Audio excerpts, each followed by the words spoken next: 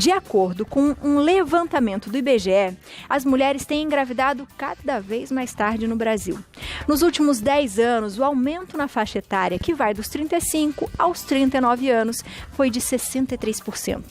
Enquanto a taxa de nascimentos entre mães com até 19 anos caiu 23%. No mesmo período, por causa da pandemia de Covid-19, muitas mulheres estão adiando os planos para uma gravidez. Para falar sobre a gravidez tardia, eu recebo aqui na nossa casa o ginecologista e obstetra, Dr. Fabiano Serra. Doutor, seja bem-vindo à nossa casa. Obrigado, Abi. Sempre um prazer estar aqui com vocês. Prazer é todo nosso, viu? Obrigado. Já falei pro doutor, a gente já ficou de olho. Falei, essa pauta, né, muito me interessa. Toda vez que o doutor fala sobre esse assunto, eu falo, doutor, deixa eu fazer uma pergunta. Vai se sentir representada nas perguntas de casa. Representada nas perguntas de casa. Então, possam fazer perguntas, façam perguntas por mim também, tá bom, minha gente? Doutor, quando eu comecei a ler sobre a gravidez tardia, dá aquele medinho. Eu acho que não só eu, como várias mulheres, a gente vai não ter essa vida, né? Vou trabalhar e quero me organizar, eu quero planejar, eu quero ser uma mãe com uma maturidade melhor, quero poder oferecer algo melhor para o meu filho, e o tempo vai passando. Quando a gente vê, a gente lê que a gente já está com uma gravidez tardia, porque já passou dos 39 anos. Explica pra gente como é que funciona isso, doutor. Abi, na verdade, quando a gente fala de gravidez tardia, a gente está falando depois dos 35 anos. Nem é 39, tá? A gente considera 35 anos uma gravidez tardia. Hoje, com as mulheres cada vez mais no mercado de trabalho, trabalhando absurdamente, super crescendo na profissão, né? O que a gente mais vê é mulheres querendo postergar a maternidade. Sim. Muitas não encontram um parceiro fixo de imediato ou nem querem investir numa relação porque tem outros projetos de vida antes mesmo de casar, de pensar na maternidade. E elas estão cada vez mais jovens, né? Todas as mulheres estão cada vez mais jovens. Então, aos 40 anos, é uma mulher extremamente bela, extremamente cuidada, de um aspecto, uma vitalidade muito grande, mas, infelizmente, os ovários não seguram.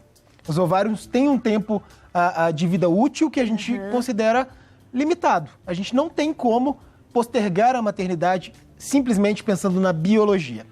A gente vai falar sobre preservação de fertilidade daqui a pouco, na hora que a gente falar de congelamento de óvulos. Bom, doutor, eu cheguei a ler que antes, por exemplo, esse período era de 20 a 30 anos. Aumentou um pouquinho.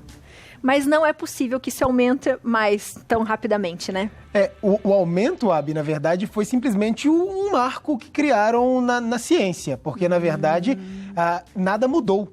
Entendi. Antigamente também era isso, é a mesma coisa, só que a gente tolerava um pouco mais até os 30 anos, né? E agora até os 35, porque as mulheres, em geral, estão mais saudáveis também entre os 30 e 35 anos, que no passado a gente via mulheres nessa idade já bem mais, né, algumas já sendo quase avós, né, nessa fase de vida. Então muita coisa mudou nesse sentido. Doutor, quais são os perigos, os riscos de ter uma gravidez tardia? Olha, Abel, eu sempre digo que os principais riscos relacionados são aquelas doenças que aparecem com a idade. Então, a pressão alta, né? Então vamos pensar nos picos hipertensivos, pré-eclâmpsia, na própria hipertensão arterial crônica. As mulheres têm mais risco de fazer diabetes nessa fase, entre os 35 e 40 anos e até após os 40 anos. E as síndromes genéticas, né? Então, nenéns com síndrome de Down, com malformações, são mais comuns após essa idade, infelizmente. E existe uma dificuldade muito grande de engravidar após os 35 anos, né? É, exatamente isso. Tem a dificuldade, e eu cheguei a dar uma lida também sobre a porcentagem, né, de ter os bebês com síndrome, com alguma síndrome. É muito grande, né? Dos 35, por exemplo, sei lá, eu não lembro exatamente a porcentagem, mas 7,8%. E acima disso, 70%, né? Assim, 40 anos, 70%. Não chega a ser tão alto, Abi. Não, aos 40 anos é por volta de uma a cada 40 gestações, se não me engano aqui, se não me falha a memória nesse momento. Mas em geral é isso, aos 40 anos é por volta de 1 a cada 40 bebês. Então não é tão alto assim, mas vocês veem, a cada 40 nascimentos aos 40 anos, um vai ter síndrome de Down, infelizmente. E como que funciona se a mulher quer planejar? Ai, doutor, já tô com uns 40 anos, será que é possível? O que eu tenho que fazer? Quais exames eu tenho que fazer? O que tem que ser analisado? O primeiro é se programar para a gestação, né? Então, cuidar das doenças que já existem, se é que elas existem, se preparar de forma a tomar o ácido fólico adequadamente, a fazer uma atividade física, a ter uma dieta balanceada. Tudo isso ajuda no processo gestacional, obviamente, né, Abi? O que a gente consegue controlar são esses fatores. Descobrir a gestação de forma precoce e iniciar o pré-natal também precocemente para que a gente diagnostique as doenças que eventualmente venham a aparecer. Isso também vai favorecer a gestação como um todo. E é bom fazer esse planejamento e já ir ao médico. É tudo antes. É antes. É o que a gente chama de consulta pré-concepcional. Então, antes de engravidar, procure o ginecologista, converse com ele, faça toda a programação, faça exames laboratoriais, exames de sangue, veja se está tudo bem, afira a pressão, veja se não tem diabetes, se não tem alguma doença associada, hipotiroidismo, alguma coisa que precise de tratamento já, para que entre numa gestação com muito mais saúde. Isso acontece quando a gente fala de primeira gravidez. Se a mulher já teve filhos, a chance dela engravidar é maior do que a mulher que nunca teve? Ou não? Não muda, Abi. Infelizmente não tem mudança. Eu achei que mudava, doutor. Não muda. Mas isso acontece porque ela já teve um bebê, que bom. Porque tem gente que fala assim, pra mim, tá, doutor? Os conselhos. Fique calma, se organize, tudo tem seu tempo, Deus vai te ajudar, aquelas coisas assim. Fulana teve filha com 45. Daí eu falo assim, mas foi o primeiro ou o segundo? O segundo. A maioria das vezes eu ouço essa resposta. Eu falei, será que a mulher que já teve uma gestação, é mais fácil ela ter uma segunda tardiamente? Então é a mesma coisa. É a mesma coisa. E na verdade, assim, tem algumas doenças que têm mais predisposição na mulher que tem o primeiro filho mais tardiamente. Então, por exemplo, a pré-eclâmpsia pode aparecer mais em mulheres que têm o primeiro filho tardiamente. Mas isso tem uma relação também com o parceiro dela, né? Então, se o filho já for de outro parceiro, isso zera também. Então, ela tem o risco da pré-eclâmpsia do mesmo jeito. Então, é interessante que tem essas combinações diferentes também. Então, se ela teve um filho há 18 anos de um parceiro e agora, aos 38 anos, ela resolve ter um filho de outro parceiro, ela vai ter o mesmo risco de pré-eclâmpsia de uma mulher que está tendo o primeiro filho. Isso acontece muito da gravidez não ser completa? Da mamãe perder o filho? Acontece muito? Existe, porque à medida que vai passando a idade, a probabilidade de se formar um gameta, um óvulo, que tem alguma alteração genética, alguma alteração cromossômica, é mais alta. E com isso, na hora que forma o embrião, o bebezinho, esse bebezinho pode ser reconhecido pelo corpo e ele não segue adiante. E essa mulher aborta espontaneamente. Ou precisa de alguma ajuda aí, de algum processo. Bom, antes da gente falar como é que a gente pode fazer, né? O que mais a gente tem que ficar atento, tem algumas perguntinhas aqui. E eu já vou fazer já do nosso Instagram. Boa tarde, percebi uma dificuldade para engravidar. Agora eu estou com 37 anos e devido à pandemia, suspendemos temporariamente os planos. Bem o que a gente falou agora no comecinho, né? Tenho uma filha de 7 anos e quero muito ter outro filho ou filha. Aparentemente não tenho alteração nenhuma clínica, mas percebi uma dificuldade quando tentávamos. A única alteração é o TSH um pouco elevado. Já está controlado com medicação. O que pode estar havendo? Grata, beijos, é a Michele, doutor. Michele, normalmente a primeira coisa que aparece, Abi, em relação a esses casos, é uma queda da reserva ovariana mesmo, que acontece após os 35 anos. A maior dificuldade nessa fase é justamente porque os ovários, quando produzem os óvulos, e geralmente às vezes eles produzem todos os meses, mas eles não têm a mesma qualidade, infelizmente, de um óvulo ali dos 20 e poucos anos até 30 anos. Né? Então o que a gente pode observar, Michele, é que as tentativas após 35 anos de idade, quando elas demoram mais do que 6 meses para acontecer a gravidez, devem ser investigadas. Se esse for seu caso, vai ter que conversar com o seu ginecologista para ver se tem necessidade de fazer alguma investigação adicional. Bom. Olha, aqui todo mundo mandando assim, ó, muito bom, eu amo a consulta dele. A Alcineia mandando beijo pro doutor. A Giovana falando assim, doutor, é show, Brasil. Que demais, coisa que bom, linda. obrigado. Um beijo pra vocês. E a Perpétua falando, gente, eu não vou conseguir assistir esse horário. Depois no YouTube tem tudo, tá? Tem perguntinhas também no nosso WhatsApp. Vamos lá para as perguntas do nosso WhatsApp. Coloca na tela pra gente. Da Albanise de Soledad. Olá, Biane e doutor. Feliz em estar todas as tardes com vocês. Tive um aborto natural há 30 dias e fiz curetagem.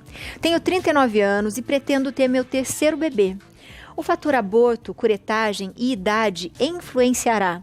Ou posso engravidar sem medos? E aí, doutor? Albanise, a primeira coisa que você tem que ter atenção é que o principal fator de dificuldade é a idade. O fato de ter tido um aborto ou a curetagem, em geral, não são fatores que vão prejudicar para uma próxima gravidez. A idade é o principal fator aí a que vai pesar nesses casos. Engravidar sem medo, eu acho que a gente nunca vai ficar sem medo de verdade, né, Abi? Acho que o medo ele sempre vai existir, mas eu acho que se for feito todo o processo de consulta pré-concepcional, avaliar que está tudo bem, a gente tem uma segurança maior para engravidar com saúde. Boa. Mais uma perguntinha do nosso WhatsApp da Silmara, de Piraquara, Paraná. Olá, Abi, doutor. Tenho 41 anos e estou na menopausa.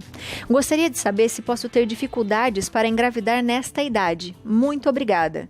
Se ela já está na menopausa? Na verdade, eu entendo a pergunta da Silmara, ela deve estar falando do climatério. Aquela fase de transição, ela provavelmente ainda não menopausou, ela deve estar sentindo ondas de calor, ressecamento vaginal, desconforto, insônia, irritabilidade, aquelas oscilações hormonais que precedem realmente a menopausa. A menopausa é quando há a parada da menstruação, né? Então, a última menstruação que a mulher tem na vida, a gente chama de menopausa. Então, se você estiver na fase do climatério, acredite, algumas mulheres engravidam no climatério. E eu sempre brinco, tem que fazer anticoncepção no climatério porque água mole em pedra dura, uma hora pode engravidar, né? Então, assim, se não é desejo ter filhos, tem que fazer anticoncepção até que a menopausa venha de fato e aí você nunca mais tenha menstruação. Bom, eu vou colocar agora no nosso bate-papo mais uma pessoa, que é a Érica. A gente vai conversar e conhecer a história da Érica Vieira, que ela é de São Roque, São Paulo. Em 2019, aos 36 anos, ela engravidou e teve suas gêmeas. Eu quero saber com ela como é que foi a gravidez tardia para ela. Boa tarde, Érica, seja bem-vinda. Obrigada, gente. Tudo bem, vocês? Tudo ótimo. Érica, conte pra gente como é que foi perceber, né? Eu li um pouquinho dessa história. Como foi o dia que você falou, estou grávida? Como é que foi essa sensação? Foi um susto, mas foi meio que esperado, né? Meu marido e eu, a gente se programou para essa gravidez. Nós estamos juntos agora fez 17 anos que a gente está junto. Então, a gente resolveu... Vamos esperar, ver como está a sua saúde, porque eu tinha feito uma bariátrica também há pouco tempo. E no ano de 2019 eu falei para ele, amor, vai ser a última tentativa. Ou melhor, tentativa não, né? Vamos arriscar agora. Porque já está ficando tarde, eu sabia dos riscos de uma gravidez depois dos 35 anos, o perigo de síndrome de Down, de pré-eclâmpsia. E aí nós resolvemos no dia 30 de dezembro que não íamos mais tomar o anticoncepcional. Em janeiro eu tive meu primeiro ciclo tranquilamente. Em fevereiro, o susto. Uma semana, eu achei que assim, uma semana, a minha menstruação está atrasada, vamos fazer o teste. Quando eu fiz aquele teste eletrônico, deu 3 semanas mais. Oi, como assim? Porque, porque no acompanhamento que eu estava fazendo, o ginecologista que me atendeu falou: há quanto tempo você toma a sua medicação? Doutor, desde os 18, ininterrupto. Aí ele me falou: fica despreocupada, seus ovários estão atrofiados, vai demorar pelo menos 1 ano para você engravidar. Então foi um susto muito grande quando em 1 mês eu já estava grávida. De gêmeas. Então, os gêmeos foi um susto maior ainda, porque a gente pedia bastante a Deus que viessem gêmeos, né? Porque como já estava sendo uma gravidez tardia, meu marido e eu, a gente sempre conversou. Se vier 2, perfeito, né? No laboratório, fui fazer a ficha para entrar no laboratório, a moça, quantos são? Eu falei, ainda não sei. Quando a médica começou a fazer o ultrassom, que ela falou, são 2, né? Eu olhei para a cara do meu marido, eu falei, oi, como assim 2? Ela, parabéns, são 2 crianças. Eu, nossa, saí da sala, só choradeira. Aí você tá no meio de um ultrassom, a hora que a gente saiu da sala, as mães que estavam na recepção, todas olhando pra minha cara com aquela cara de desespero, né?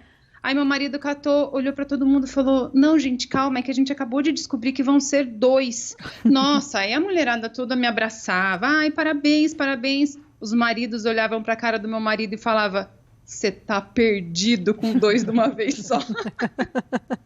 Gente. Mas foi muito bom, foi muito bom. Se for ver, né, doutor, tinha várias circunstâncias aí. Ela tinha feito uma cirurgia bariátrica, que geralmente quando faz a cirurgia pode ter mais riscos ou não?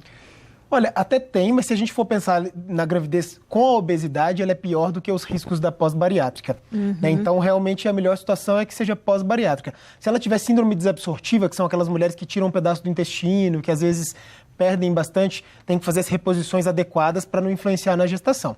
Né? Mas esse é um ponto específico. É melhor engravidar com saúde pós-bariátrica do que bem acima do peso. E ela teve um momento de sorte ali, né? Porque foi rápido. Teve um momento de sorte, mas isso não é raro, tá, Abi? Então, uma coisa que eu acho que é importante a gente frisar também é que tudo que a gente está falando aqui não tem que ser só pessimismo, né? A gente tem que entender que esses riscos existem, que a gente trabalha com dados estatísticos, mas cada mulher e cada casal são seres individuais. A coisa pode acontecer no primeiro ciclo após a parada da pílula ou a retirada de um DIU, né? Então, isso não necessariamente vai traduzir um prognóstico ruim. Ainda assim, tem mulheres que vão ter gestações super saudáveis, vão ter bebês super saudáveis, né? Então, não é para perder a esperança, é para se programar, para consultar com o ginecologista, para programar a gravidez e não postergar para depois dos 40, porque a coisa vai ficando cada vez mais difícil, infelizmente. Com certeza. E, Érica, como foi a sua gestação? Depois que você descobriu, né, que eram meninas, 2 gêmeas, né? São 2 meninas, é isso? São 2 meninas. O susto foi maior quando a gente descobriu que eram 2 meninas do que quando descobriu que eram gêmeos. E aí, como é que foi a sua gravidez, a sua gestação? Ela foi tranquila? Você teve algum problema de saúde? Como foi? Conta pra gente. Foi uma gestação super tranquila. Eu fiz o acompanhamento, assim, o plano de saúde que eu estava na época, né? Eles já me encaminharam para uma célula de gravidez de risco. E a minha gravidez era triplamente de risco. Uma por causa da bariátrica, outra por ser gêmeos e outra por causa da idade, né? Então, mas não tive nenhum problema de anemia, eu não ganhei muito peso. Por ser gemelar, eu engordei 1 quilo por mês, mais ou menos. Então, eu engordei no máximo 9 quilos na gestação inteira. Meu marido me pegava muito no pé para alimentação, ter uma alimentação adequada. Eu sou muito sedentária, né? Então, eu não conseguia fazer exercício. Qual foi a saída que eu achei? Eu mudei o ponto de ônibus. Eu trabalhava, então eu pegava o ônibus num ponto para frente para fazer uma caminhada um pouco maior. Mas da saúde foi tudo muito bem. As meninas também se desenvolveram super bem, não teve problema nenhum. No finalzinho, quando eu estava de 32, 34 semanas, eu tive que afastar, que aí eu comecei com muito inchaço, mas foi o único problema que eu tive realmente na gestação, foi a parte do inchaço. De resto, foi tudo super tranquilo. Que bom, Érica. Érica, obrigada por compartilhar sua história com a gente. Um beijo para você e para toda a sua família. Beijo grande. Eu que agradeço, gente. Foi um prazer estar com vocês nessa tarde, viu? Um beijo, Érica. Muito bom saber sua história também. Obrigada. Bom demais, doutor. Eu fico com o coração mais cheinho. A gente não pode ser só pessimismo, né, Abi, também. A gente tem que ter esperança. O importante é se programar. Né? Até porque tem mulheres que eventualmente nem parceiro tem nessa fase de vida, né? Às vezes 35, 37, 38, 39. E essa programação ela é importante e envolve tudo isso, né? Temos perguntinhas, vamos tentar responder quase todas. Vamos lá, da Raquel São Paulo, boa tarde. Existe algum tratamento para estimular a ovulação depois dos 35 anos? Obrigado por esse tema tão esclarecedor. Um beijo, Raquel. E aí, doutor? Responda para nós. Raquel, existe sim uma maneira de estimular a ovulação. Existem várias maneiras, na verdade, de estimular a ovulação. A gente tem medicação via oral, a gente tem medicação que são injeções, e são as medicações que a gente utiliza também para fertilização in vitro, para o coito programado ou para inseminação intrauterina. Então, existem sim medicações que a gente pode lançar mão aí nos métodos de reprodução assistida. Bom, vamos para a próxima. Um beijo, Raquel. Outra perguntinha da Ana Paula. Boa tarde, eu tenho 34 anos e muito medo de não conseguir engravidar, porque eu descobri que tenho 2 miomas, muito pequenos e com suspeita de endometriose. Isso vai me impedir de engravidar? Muito obrigada. Beijos, Ana Paula. E aí, doutor? A pergunta da Ana é interessante porque a idade da Ana ainda não é uma idade tão preocupante, viu, Ana? O que nos chama a atenção no seu caso é principalmente a endometriose. Os miomas pequenos, Ana, em geral não trazem repercussão nenhuma para a gestação. A endometriose, sim, é um risco de ter infertilidade. Infelizmente, mulheres que têm infertilidade, mulheres que têm endometriose, têm 50% de chance de ter uma dificuldade para engravidar. Mas tem 50% que vai engravidar espontaneamente, tranquilamente, sem grandes repercussões.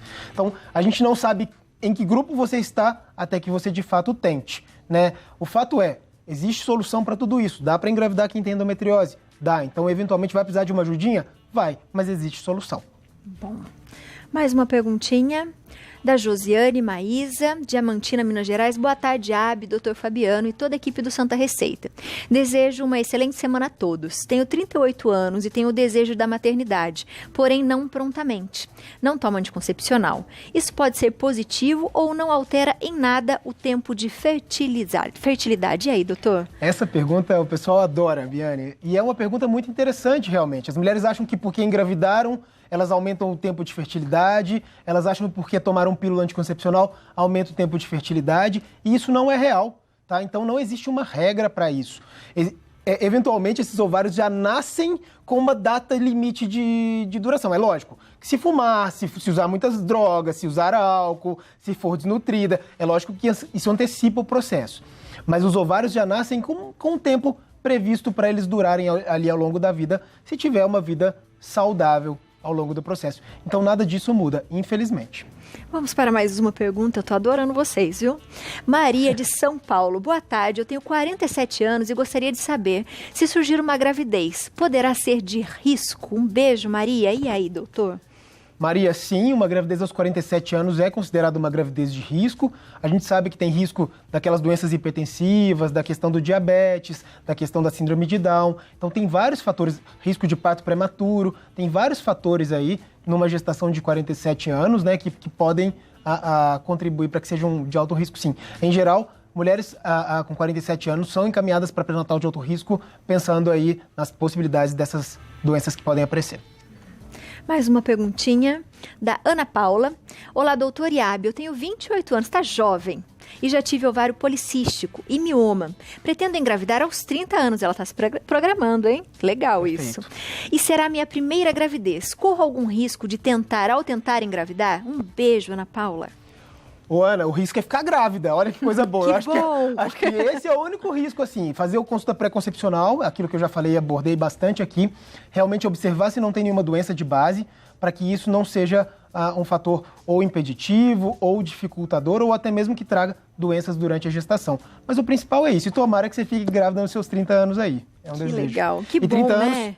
Idade ótima para começar. É uma boa idade, não é, doutor? Eu fico pensando nisso. Acho que não só no fator da idade, né? Mas a gente tem que se cuidar muito, né? Eu brinco e as pessoas sempre falavam, meu marido mesmo fala assim, você quer fazer tudo ao mesmo tempo, quer se exercitar, e quer... Eu falo assim, pensa comigo, né? Se a gente tiver um bebê, eu tenho que ter muito fôlego para correr atrás dele brincando de bicicleta quando ele cair.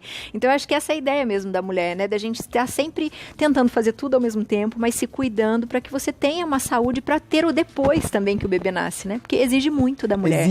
Exige muito, Abi. Existe muita abdicação da vida profissional, muitas vezes, né? E muitas mulheres estão ali construindo carreira, estão fazendo mestrado, doutorado, estão crescendo muito, sendo promovidas nas empresas e não querem, de fato, parar o tempo para investir nisso. Mas eu sempre brinco, a promoção, você carrega um filho debaixo do braço e pode ser promovida futuramente. Mas depois que você estiver no topo da escala lá, dificilmente você será mãe, biologicamente falando, né, se postergar demais essa maternidade. Então, são pontos que a gente tem que pesar e, infelizmente, o equilíbrio é o principal dificultador aí de todo esse processo. Ai, que bom. Já ouvi no ponto agora que o diretor cuida.